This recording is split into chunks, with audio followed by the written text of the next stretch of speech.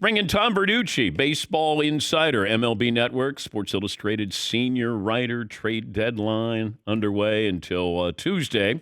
Tom joining us on the program. You reported that Shohei Ohtani no longer on the trading block. Was he really on the trade block? Theoretically, yes, which means they weren't shopping Ohtani. But if you're a general manager in this game, you're getting close to the deadline. At the time, the Angels were a little bit under 500. You'd be derelict in your duties not to pick up the phone and at least make the call. So yes, calls were made. They asked about Ohtani. Some names were thrown around. They were all minor league prospects. Really no traction, no momentum. But yes, there was some discussion about Ohtani, but really nothing to speak of in terms of anything gaining any traction.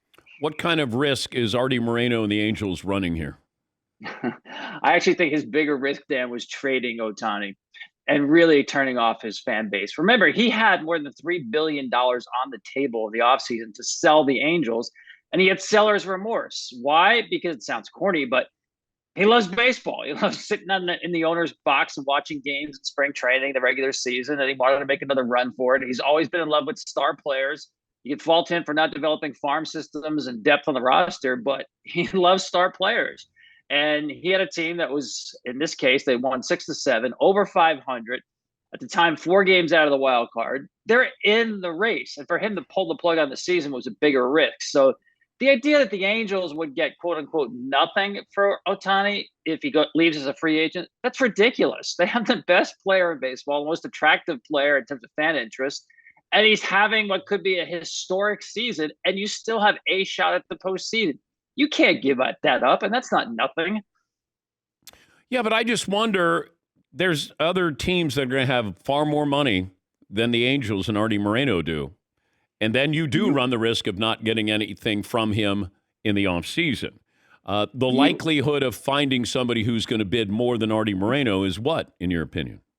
Yeah, it's likely. I don't think the Angels are going to be the high bidder, but I'll tell you this, if they traded him, they have zero shot of keeping him. Their only way of keeping him is he sees this team has turned a corner. They're actually competitive. Maybe they actually get into the postseason.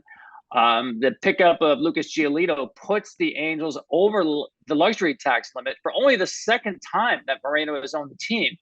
So they're signaling here that we've got a pretty good team. We're making a run for it. We're all in. That's all good. Ohtani wants to win. You have the power of incumbency. And the minute you trade him, you lose that. Now, in an auction atmosphere, do I think the Angels will bid more than the Dodgers? No. I think the Dodgers are going to offer Ohtani everything that he wants, which is the most money. Southern California, great weather to do his two-way thing, which is super important for a guy who's very, very routine-oriented, like a lot of great players, but especially so for Shohei. And he doesn't want to be like that lead star guy that, listen, he does everything on his own with the Angels, Dan. He's on his own program because there's nobody like him. There's no script to follow. Media obligations, he does only what he wants to do. And he's in a very comfortable spot. So I think the Angels have a shot at keeping him, but I do not expect they'll be the high bidder. No. I wonder if the Shohei Ohtani effect will be felt maybe 15 years down the road, where we look back and say, look at all of these two-way players. Is he going to hatch like this subculture of guys who want to do exactly what he's doing at this level? He will hatch the idea that teams now will consider it. Okay. But you will not see another Ohtani. He is so good at doing both disciplines, the hitting and the pitching.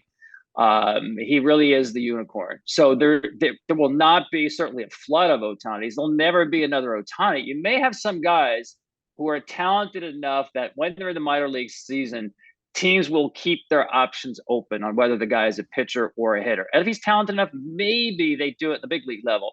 But I'll go back when he was in high school, Dan. The Dodgers, everybody thought he was going to sign with the Dodgers in high school.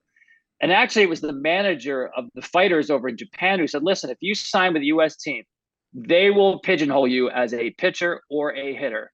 If you sign with us, you can take a path nobody else has taken before, and that's to be a two-way player. I mean, think about that. That changed history. Wait, right was there. that true, though, that the Dodgers were going to say, we want you as either a pitcher or hitter?